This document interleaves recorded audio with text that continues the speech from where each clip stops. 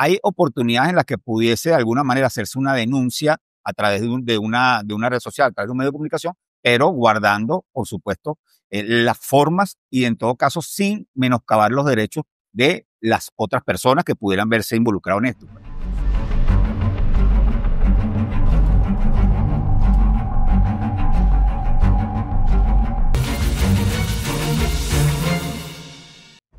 Bienvenidos a Entre Crímenes Podcast, el podcast creado especialmente por Unión Radio y este par de servidores para ti, para que comprendas lo que está detrás de cada hecho criminal. Inocente hasta que se demuestre lo contrario. ¿Esto realmente será cierto en nuestra sociedad? ¿Hasta qué punto influye la mediatización de una investigación en cuanto a la percepción que tenemos de esa persona investigada? ¿Cómo han hecho las redes sociales para ayudar o perjudicar a un individuo que está sujeto a una investigación? Si esto te interesa, quédate porque de esto va este episodio. ¿Problemas con tu camión? En Benemac tenemos repuestos Max, Cummins y Detroit Diesel para mantener tu camión como nuevo.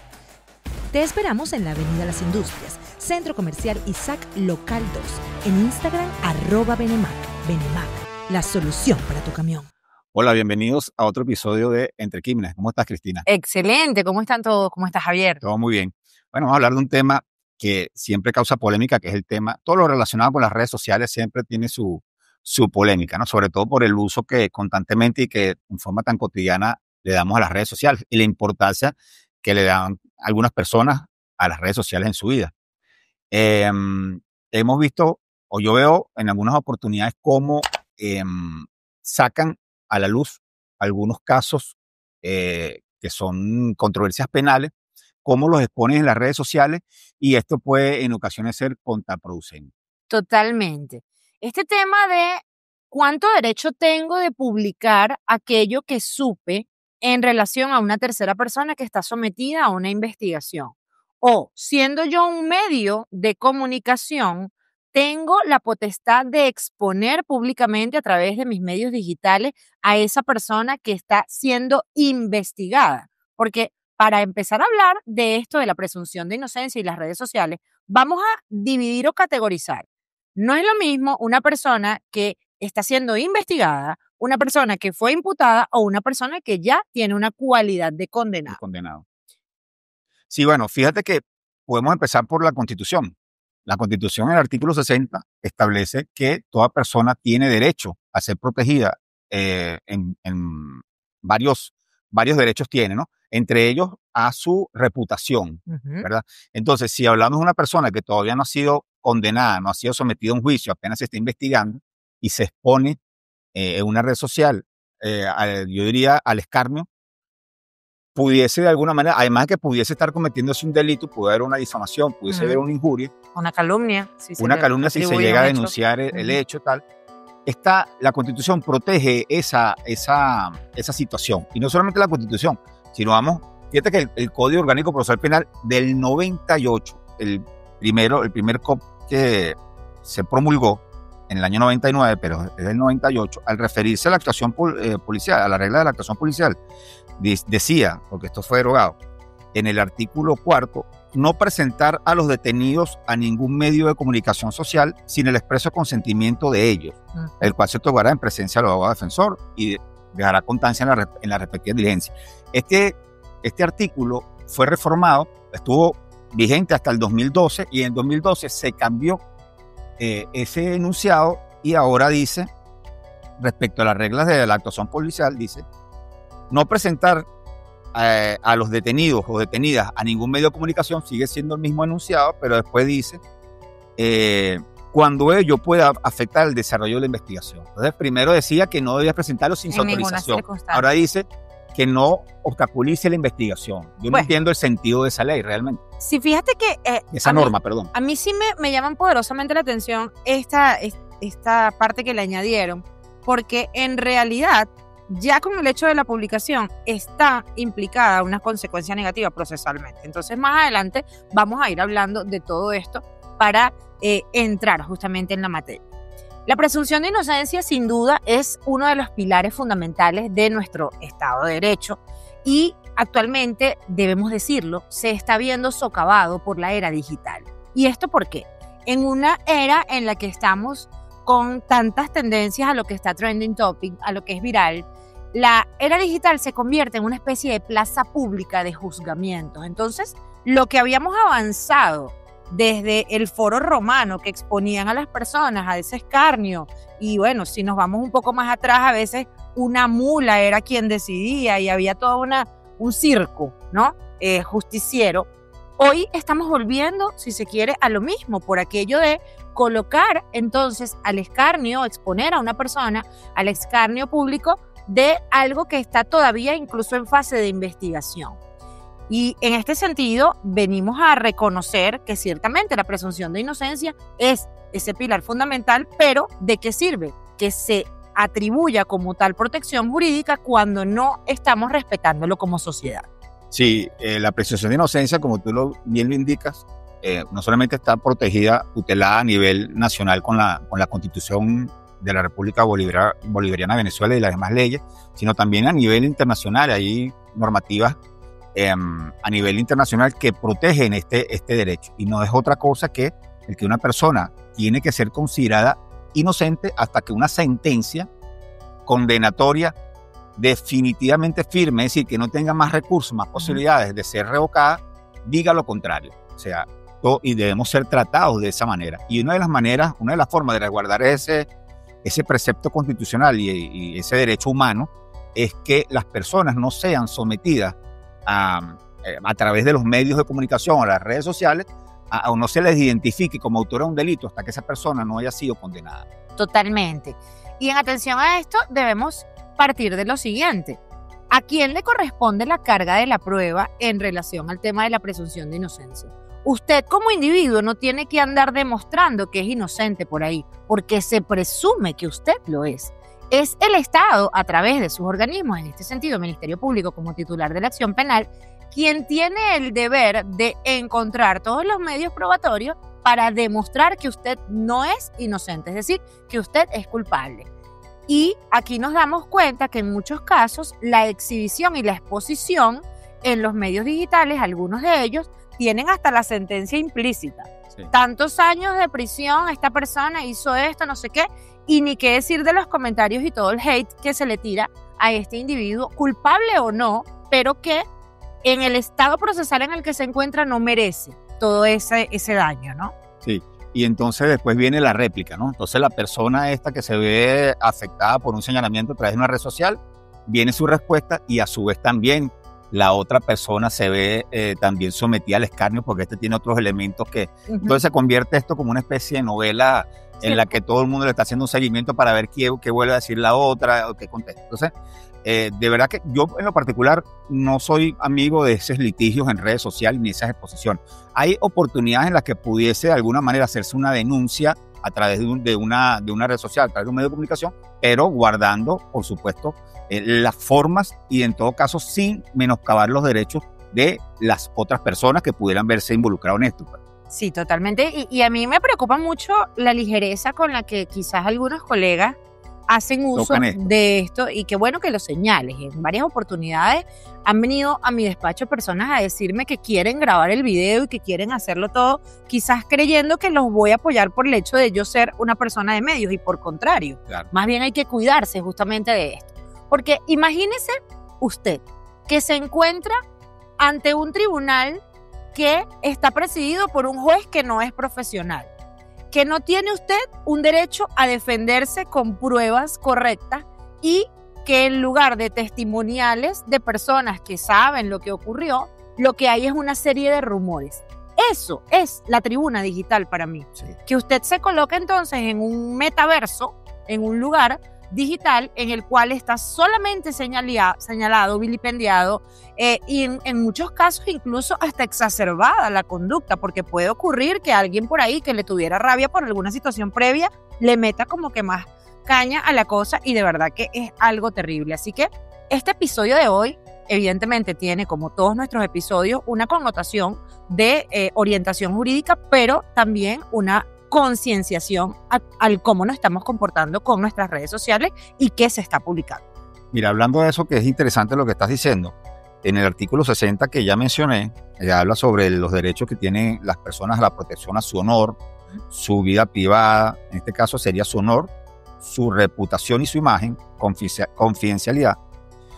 En la parte final del artículo dice algo muy interesante, que yo creo que tenía un sentido en aquel momento en que se promulgó esta constitución. Recordemos que esta constitución es del año 99, de diciembre de 1999, pero dice algo interesante, ¿cierto? La ley limitará el uso de la informática para garantizar el honor y la intimidad personal y familiar de los ciudadanos y ciudadanas en pleno ejercicio de sus derechos. Esto se refería, yo pienso que iba dirigido específicamente al tema de los antecedentes penales y todo esto, ¿no? Sí. Y de las informaciones en la prensa. Pero esto perfectamente puede ser aplicable actualmente a una red social, porque se refiere a la ley limitará el uso de la informática. Las redes sociales son, de alguna manera, elementos informáticos, ¿no? Entonces, fíjate que la Constitución prevé esa situación. Bueno, por ahí se hablaba de una ley que iba a regular el tema de las redes sociales. Todavía eso creo que está en discusión en la Asamblea Nacional. Pero en otros países hay legislaciones que regulan el tema de las redes sociales y este tipo de exposiciones de las personas en caso de ser señaladas de autora o de la comisión de un hecho punible. Y lo importante acá es que comencemos entonces a pensar justamente en cómo nos estamos comportando, ¿no? A nivel de medios de comunicación y nosotros como propietarios de nuestra red social, que también tenemos la potestad de repostear o reenviar, cuánta responsabilidad tenemos acá. Fíjense que hay una línea muy delgada entre el medio de comunicación social serio, que evidentemente informa a la colectividad sobre un suceso, y el medio sensacionalista, que de una vez reseña, incluso en algunos casos, en tiempo real, lo que ocurrió. Por ejemplo, grabaron el video de una riña y entonces colocan a las personas allí. Y bueno, yo siempre digo que este tema de la inmediatez puede ser un arma de doble filo. Para algunas cosas puede ser positivo, pero para muchas otras quizás no lo sea. Y sobre todo cuando las cosas se sacan de contexto. Sí, porque lo discutimos en una oportunidad. Cuando hablamos del tema de la calumnia en las redes sociales, hablamos del tema de qué pasa cuando subes un video, pero es que el video no es toda la situación. El video es parte de una situación. Se puede descontextualizar, se puede inclusive sacar de contexto, pues, pero de alguna manera puede sacarlo del general, de lo que comprende todo el video, o de lo que comprende todos los hechos, sacar una pequeña parte, puede de alguna manera generar una matriz hacia una de las partes que está involucrada y involucrarla de alguna manera negativamente. Entonces analicemos cuánto afecta esto y, ojo, porque para quienes creen que esto solamente afecta a la persona investigada, pues les contamos que no. El sistema judicial también se ve afectado con esto de las publicaciones en redes sociales. Fíjense que, en primer lugar, hay una pérdida de la confianza en la transparencia y en la imparcialidad judicial. Si yo estoy siendo investigada por un organismo que se supone que debe ser transparente y garante de la Constitución y la ley, y este mismo organismo emite un juicio de valor en su publicación de mi culpabilidad, ya evidentemente ahí hay un sesgo en cuanto a lo que es mi responsabilidad. Claro. Y qué importante que se tenga en cuenta esto, porque en un mundo en donde se ha mediatizado todo, cada institución pública ahora tiene sus redes sociales propias y tiene sus cuentas. Entonces, es acá en donde tú, cuando empiezas a ver un comentario hecho oficial por esta red, en donde ya se te atribuye una responsabilidad estando apenas en un proceso prácticamente de investigación, ¡wow!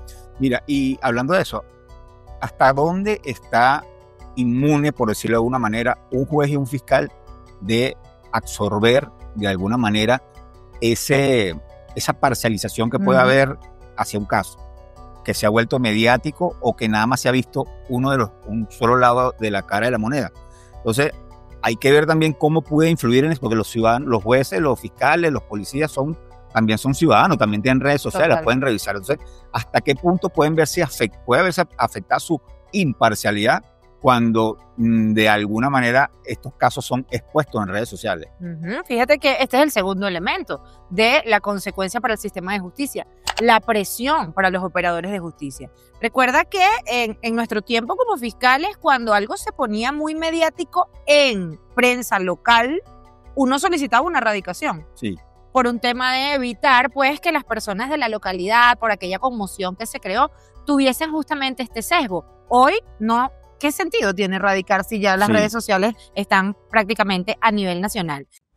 ¿Problemas con tu camión? En Benemac tenemos repuestos Max, Cummins y Detroit Diesel para mantener tu camión como nuevo. Te esperamos en la Avenida Las Industrias, Centro Comercial Isaac Local 2, en Instagram @Benemac. Benemac, la solución para tu camión.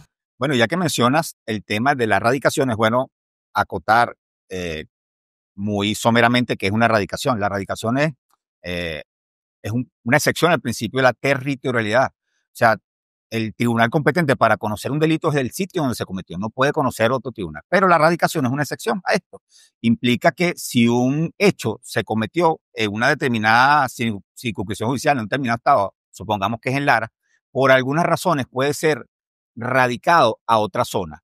Radicado significa que va a ser trasladado ese proceso, ese juicio, y va a ser conocido por otro tribunal, por otro ministerio, por otra fiscalía, en razón de unos supuestos. Y uno de los supuestos, eso que tú mencionas, es el tema de cuando se trata de hechos que causan sensación o alarma pública, ¿no? Sí. Entonces, ahí lo que se busca es que precisamente que el juez que va a conocer no esté de alguna manera contaminado, como dicen muchos autores, de ese efecto mediático que ha tenido el caso en un determinado territorio, porque ha sido muy mediatizado a través de las redes sociales, a través de la prensa, a través de los medios de comunicación.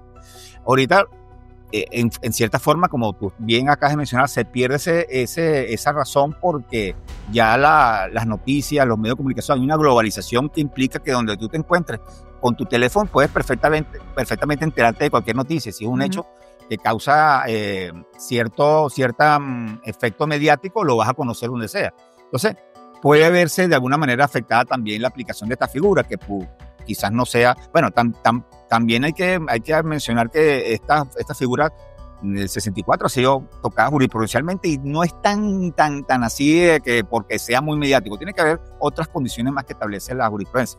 Pero el punto es que es viable. Es viable, pero también que puede haberse afectada la parcialidad de un juez, la imparcialidad de un juez, la imparcialidad. La imparcialidad, así es. Y el tercer elemento que viene a ser una consecuencia del uso de las redes sociales para exhibir a personas investigadas está justamente en la obstaculización de la investigación. Fíjate que en nuestro tiempo también practicábamos muchísimos reconocimientos en rueda de individuos y para ello teníamos que cuidar mucho que no fuese expuesto comunicacionalmente, porque de hecho era una de las formas en las que los defensores decían este reconocimiento en rueda es nulo porque ya mi cliente salió en los medios. Ahora yo me imagino que los pobres fiscales actuales no podrán estar solicitando porque las personas salen y no solo salen al momento de la aprehensión, salen fotos de sus redes, de todo lo que es su vida en general y esto sin duda obstaculiza en cuanto a reconocimientos de individuos, pero también obstaculizaría una investigación en la cual posibles involucrados de un hecho, al ver que esta persona está metida en este problema, traten pues de generar impunidad y borren, oculten evidencias o hagan cualquier cosa. ¿Por qué? Porque se enteraron a través de las redes sociales de la investigación. Sí, bueno, entonces pudiese de alguna manera estos reconocimientos perder su eficacia probatoria, porque ya la víctima o la persona, que no necesariamente una víctima, un testigo que va a reconocer a una persona, si ya la vio en las redes sociales y ya sabe que esa persona está relacionada con ese caso o lo están señalando, ya vio su fotografía, obviamente que lo va a reconocer. Y más si de alguna manera está ese elemento subjetivo que le dice, esta es la persona que fue detenida por ese caso, la persona seguramente lo va a reconocer. Entonces se va a perder la eficacia probatoria. Y ahí lo delicado de esto, ¿no? Que no solamente la parte mediática, sino que se afecta enormemente el principio de la presunción de inocencia y se puede llevar a la condena a una persona que sea inocente. Esto es lo grave de estos asuntos. Y totalmente a mí me preocupa mucho la normalización con la cual cada vez son más los videos que se están subiendo de personas incluso al momento de la comisión del hecho, ¿no? Y es acá donde venimos con el arma de doble filo de la inmediatez. Por ejemplo, una tienda de ropa, una persona que agarró y hurtó alguna cosa que estaba allí exhibida, se la metió en un bolso, en fin. He visto cómo le hacen estos acercamientos y hasta qué punto entonces esto evidentemente que tiene implícita la reprochabilidad moral de que estamos viéndolo ahí, lo que hizo y que podría servir ante un juzgamiento en la oportunidad procesal correspondiente, hasta qué punto esto ya afectó la reputación. Y viene el otro punto que también segura estoy que algunas personas van a opinar en los comentarios y es el hecho de que, bueno, si alguien está cometiendo un delito, pues bueno, que se atenga a las consecuencias y que se exhiba públicamente. Pero es que precisamente de lo que estamos hablando acá no es de justificar este tipo de conductas antijurídicas, sino más bien de hablar de los momentos procesales de la exhibición de este tipo de cosas a nivel digital, porque hay un descontrol. Sí. También se han visto casos en los cuales una persona que sale en un video, ¿verdad?, puede ser reconocida y se puede identificar el autor de ese delito.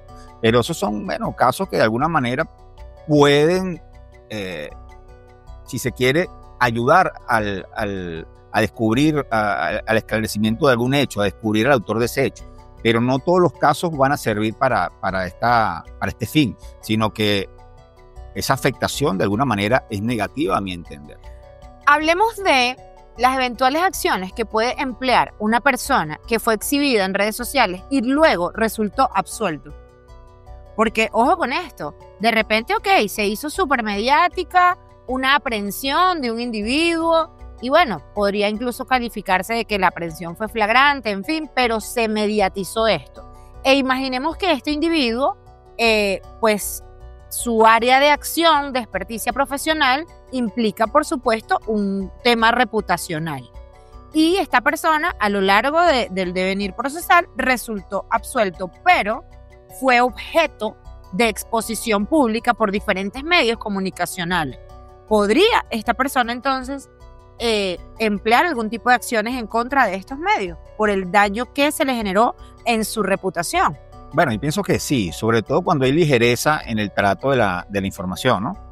Hay medios que, si se quiere, publican sin siquiera cerciorarse del hecho o sin escuchar inclusive a la otra parte, porque si escuchas a la otra parte, exacto, puedes de alguna manera hacer un balance, puedes tener ahí un poco de si se quiere, sí, un balance entre los dichos de las dos partes y que al final sea el consumidor de esa información el que establezca su criterio, que tampoco debería ser así, pero bueno, a eso juegan. Qué bueno que lo digas. A eso juegan este tipo de páginas para que de alguna manera, bueno, yo pienso que también tiene el sentido es causar una especie de conmoción y que la gente participe, se meta en la página, haga comentarios y eso por supuesto le da publicidad a la página. Yo estoy viendo que acá hay una serie de cosas que están criminológicamente involucradas. Uno, el beneficio pecuniario que se le genera a los dueños de las cuentas, ¿ok? ¿Por qué? Porque a mayor movilidad, el algoritmo y toda la cosa, entonces te da más proyección. El tema de la exposición pública, que evidentemente entonces va a generar un protagonismo en aquel que genere más show, ¿sí? Hemos visto casos de personas que se han enfrentado en litigios y que incluso ni siquiera habiendo sido admitida una querella o una demanda según cual fuera la jurisdicción, ya se ponen con el papelito en la mano de una vez a grabar el video.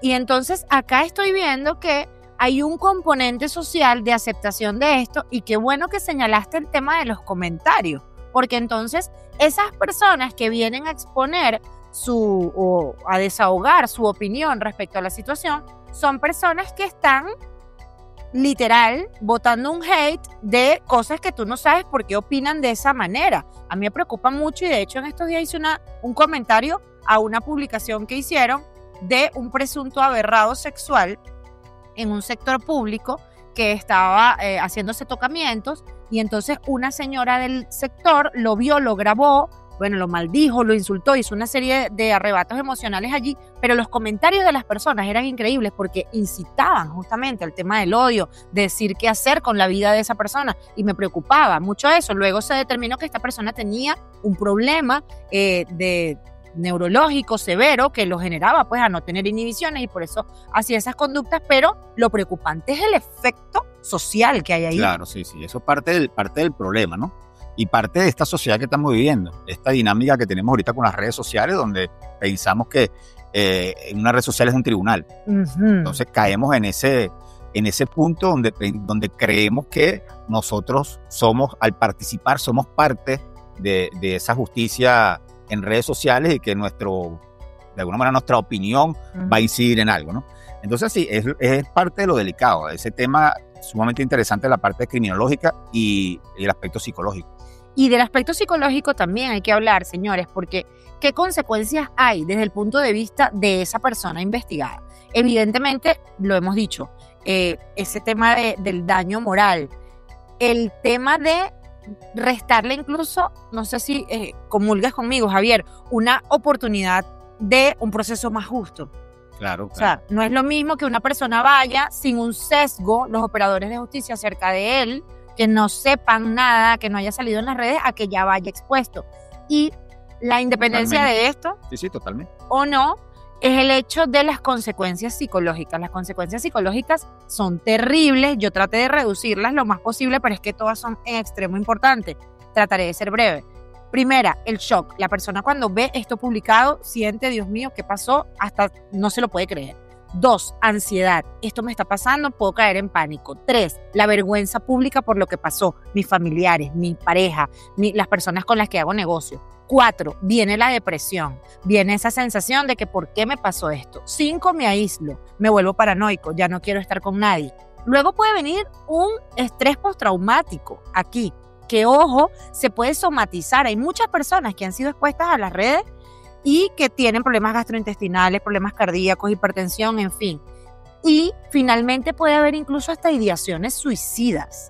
Y esto es súper complicado y si esto no nos llama la atención, señores, no sé qué lo haga. Sí, yo creo que hay que regular de alguna manera estos aspectos para evitar ese abuso de información, porque se puede dar una información sin necesidad de someter al escarnio a nadie, sin necesidad de obstaculizar la investigación y sin violar el principio de la presunción de inocencia. Creo que el medio del asunto estaría ahí, ¿no?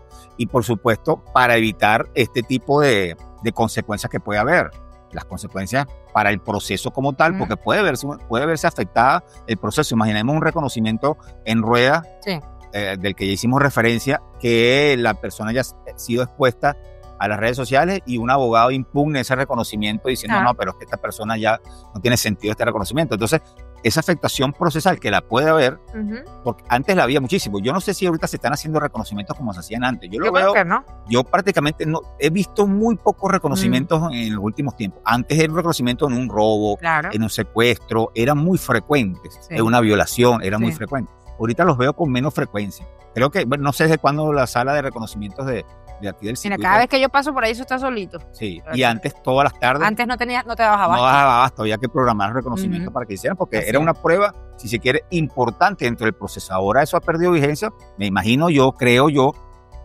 no sé si estoy siendo demasiado extremista, creo que eso puede haber influido, quizás sí.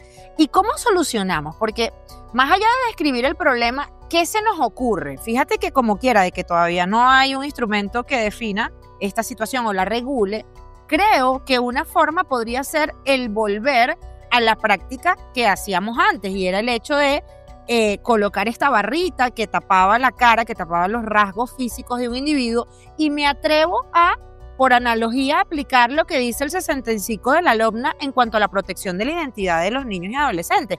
¿Por qué no poner las iniciales de una persona que está siendo investigada en vez de colocar completamente a la persona? He visto en redes sociales que colocan a las personas, como tú estás manifestando, que le ponen ese cintillo negro o que las colocan de espalda, ¿verdad? Pero la colocan de espalda y le ponen el nombre abajo. Sí, el nombre abajo, que también debe ser porque cuando la norma dice no exponerlos al medio de comunicación, es exponerlo, así lo ponga de espalda. Claro. Así lo ponga tapado con una capucha. Creo que no debe ser de ninguna de las maneras. Y yo pienso que en pro de del respeto a normas y garantías constitucionales y supraconstitucionales, creo que debería volverse la norma inicial del código, de que se prohíba la exposición salvo que el propio imputado así lo autorice. Porque no es que afecte la investigación. Bueno, fíjate, en cualquier delito pudiese verse afectada la investigación cuando pones a la persona en la red social, porque ¿cómo hace un reconocimiento? Ya hay una exposición. Total. Y ahí habría problema. También este señalamiento de colocarle, este es el autor, el asesino, el homicida, el aberrado, creo que no deben tampoco son colocarse. Juicios de valor. Porque de alguna manera afecta el debido proceso y afecta la presunción de inocencia. Pero sobre todo la regulación legal. Sí. Fíjate que tuve una oportunidad, conocí un caso donde a un colega se le estaba exponiendo en las redes sociales por llevar un caso. Este es el abogado tal, y el colega increpó a través de un mensaje directo a esta cuenta donde se estaba haciendo la noticia y le dijo: a mí me sacas de eso, ¿por qué no escuchar las dos partes? ¿Cómo publicar esa noticia? Exacto. Con esa responsabilidad? Y te voy a intentar acciones si no quitas eso, si no vas a un derecho a réplica. Inmediatamente bajaron la publicación y no siguieron con ese tema, ¿no? Porque el abogado se puso firme y dijo, bueno, yo tengo que hacer respetar mi imagen y mi derecho, porque estás publicando a un abogado que puede verse afectado de alguna manera el desempeño de su ejercicio profesional. Totalmente. Y creo que acá lo que debemos reflexionar es el hecho de las consecuencias que esto trae por el tema de que si lo llevamos a una parte jurídica, el juicio tiene un fin. En algún momento usted o será culpable o será inocente, hablando de apelaciones y todo. Va a llegar un momento procesal en el que la verdad, por lo menos la verdad procesal, va a salir y usted va a tener un cierre. Pero en materia de exposición de redes sociales nunca hay un cierre real. ¿Por qué? Porque a usted lo exhibieron, lo expusieron y eso está allí. Y aunque salgan nuevas noticias, en algún momento eso puede volver a salir. Y eso le va a dar a usted una incertidumbre de no tener paz nunca más de quién bajó esa información, de quién la va a utilizar o de quién se la va a mostrar a sus hijos o alguna persona a futuro. Entonces, por ello, creo que el llamado acá va a ser para mirar 2 veces la información antes de difundirla y los dueños de medios decidir qué es lo que realmente vale la pena que la colectividad conozca o no, y sobre todo el tema de la empatía humana. O sea, como operadores de justicia creo que no hacemos bien el trabajo si no nos ponemos en el zapato del otro pensando que nosotros también podemos estar ahí. Entonces, si no somos empáticos de decir qué haría yo si se tratase de mi hermano, se tratase de mi hijo o se tratase de mí mismo, publicaría esto, creo que ese sería como que el freno a las conductas. Bueno, eso ha sido todo por hoy. Así es, mesura y contrastar. Nos vemos en una nueva oportunidad. Gracias por la sintonía. Chao. Chao.